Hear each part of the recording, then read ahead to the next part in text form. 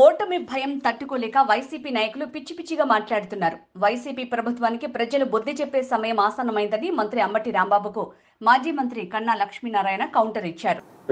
17వ తారీఖున బొప్పూడిలో జరిగినటువంటి మహాసభ అది ఒక జన ప్రభంజనం లాగా జరిగింది. ఒక చారిత్రాత్మకమైనటువంటి సభలాగా జరిగింది. ప్రధానమంత్రి నరేంద్ర మోదీ గారు,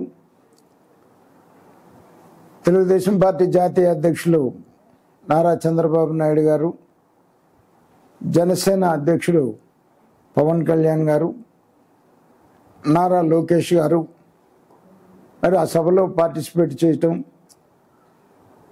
అసలు ఆ ఏరియా మొత్తం కూడా నేనైతే 15 కిలోమీటర్ల దూరంలో బొప్పుడికి ట్రాఫిక్లో ఇరుక్కుపోయాను.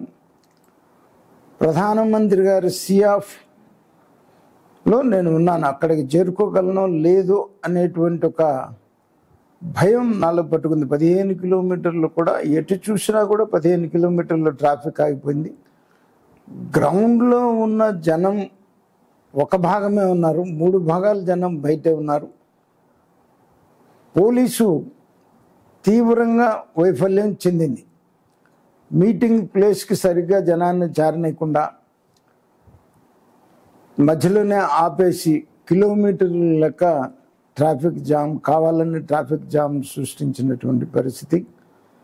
మరి కొంతమంది వైసీపీ నాయకులు ఓటమి భయంతో తట్టుకోలేక పిచ్చి పిచ్చిగా మాట్లాడుతున్నటువంటి పరిస్థితి ఉంది. వీళ్ళకి బుద్ధి చెప్పడానికి ఎంతో సమయం లేదు, ఎన్నికల్లో ఉన్నాము.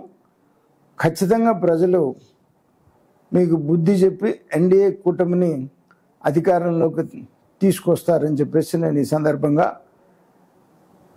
చెప్తా ఉన్నాను.